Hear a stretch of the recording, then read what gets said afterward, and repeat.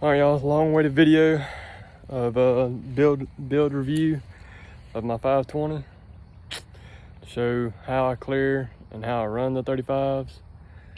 I still scrub a little bit, which I'm gonna try to take care of that within the next week or so, and pick the boards up, floorboards up.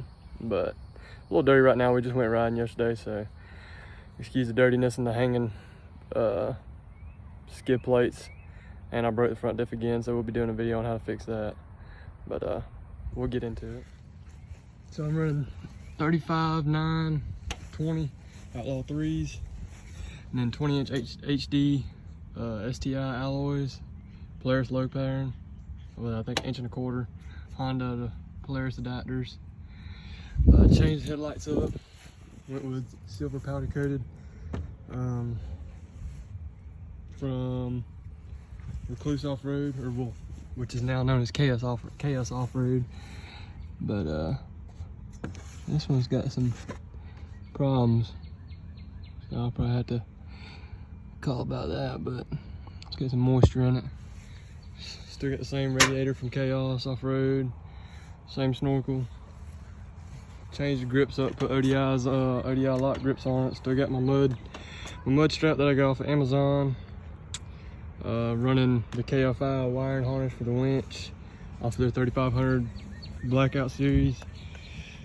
But I have a Harbor Freight 3500 winch, an actual Harbor Freight winch.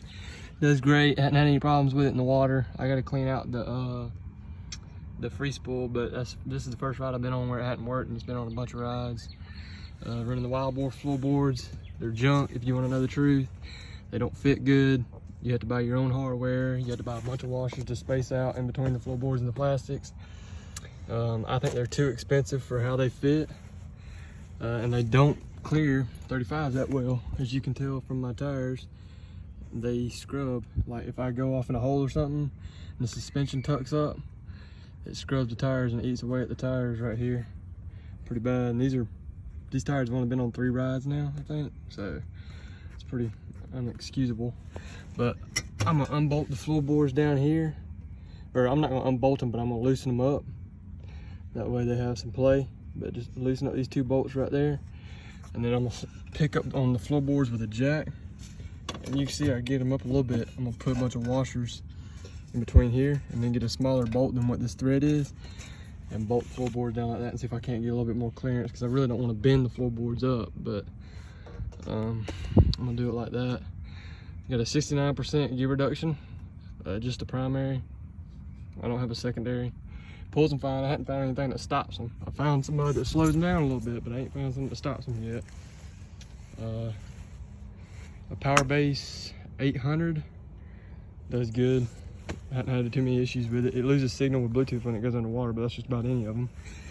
And then DRD 1.5 inch lift, custom built, and then custom upper control arms, powder coated silver to match everything else. Custom lowers with heim joints already, in case I ever decide to go to portals.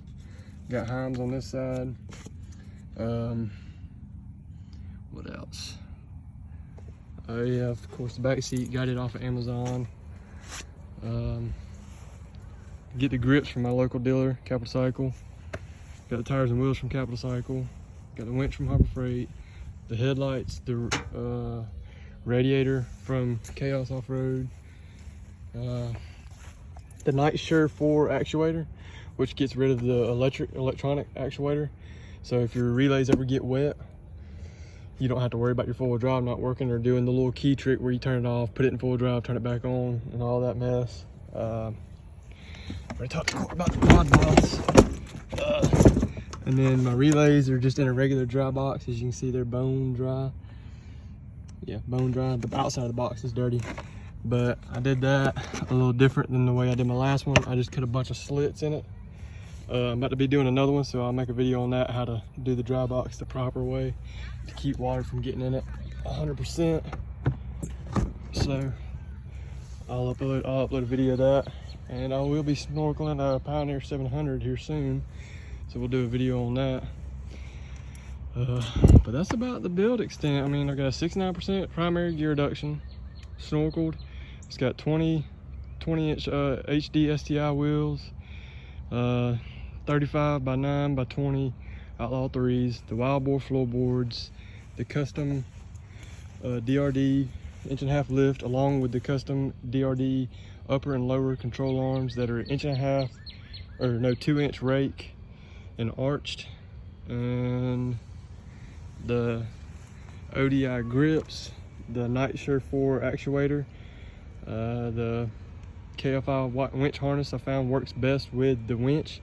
The factory wiring harness that comes with the Badlands winch is trash. The relay goes out pretty quick, so I don't recommend using that. If you can, just order a aftermarket wiring harness from, like, just call KFI or a different company maybe, and use their wiring harness, because it works a lot better, and you can mount the solenoid switch in a lot better spot. I've got mine mounted back here in the back box, so pop it. I've got it bolted up right here.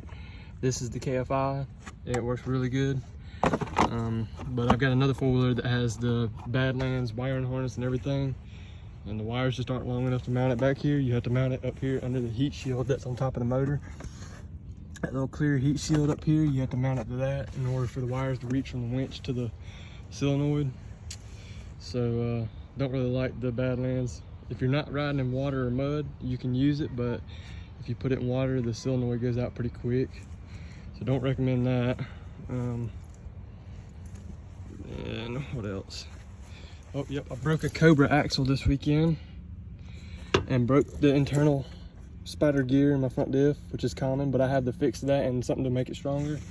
But you have to modify the piece that you buy to make it stronger. So I'll be doing a video on that this weekend, which will be the weekend after this video comes out. Let's see, I think that's it.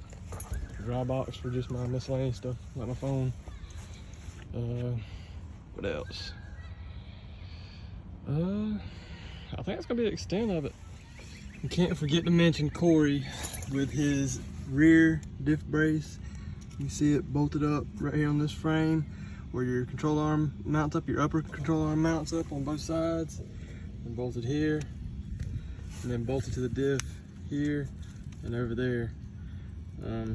All you gotta do is just unbolt the 2 bolts on the bottom to mount the diff, and then you wiggle that in there, and then you put all the bolts in there loose, and then you bolt the diff back up and tighten it back up.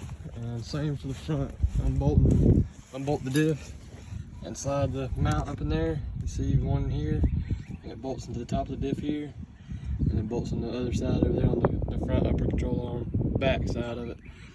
But them are painted the same color as the rear control arms and my radiator and headlights. Good welds, good design, good dude. I'll tag him and the guy that makes my control arms and my radiator and headlights all of in the description. So if you want to know where any of these custom parts that I got, you can find that in the description down below. There really ain't much else that I've done to it. I mean, I got my speaker, my back seat, my arms, my lift, my mud strap, my grips, snorkel, radiator, headlights, tires, wheels, gear reduction, floorboards, and 4-wheel drive switch. I think that's about it. Oh, and axles. I'm running all balls 8-ball axles in the rear. They've done really good. I had an all-ball 6-ball in there and broke it within the first hour of riding. But I've been on 2 rides, 1 weekend ride and then 1 day ride on these 8-balls, and I haven't had a single problem out of them. So definitely worth the money, I believe. They've done really good. I may start looking at an aftermarket skid plate option and want to do some upgraded shocks. So we'll see about getting into that. Fronts, I'm gonna order all-ball 8-balls for it too. And then that's it. That's the build. So, you know, if y'all comment what y'all want to see in the future. We got some pretty good videos coming. I've got some pretty good footage from these past few rides. I got some from Fat Daddy still, and then we went on a ride yesterday and we messed up a pretty good bit of stuff and got some really good shots and stuff like that. So I'm excited to upload that video. So that I might upload that next, just to give some better video. I listened to the comments and stuff about the camera position and stuff like that. So I may have somebody start tagging along with me recording for me instead of me recording. So hopefully that works out. We'll see how it goes in the future though, but this past weekend worked out really good on the day ride. So we'll try and further that and keep doing the way we did it, as long as it turns out and y'all enjoy the video and stuff like that. But y'all just gonna have to let me know in the comments what y'all like and what y'all don't like. So y'all are what helps the videos become better and keep them good and keep me uploading stuff that y'all enjoy. So, but all right, y'all, I appreciate it. Comment, like, subscribe, and keep up with the videos and keep me informed on what y'all like.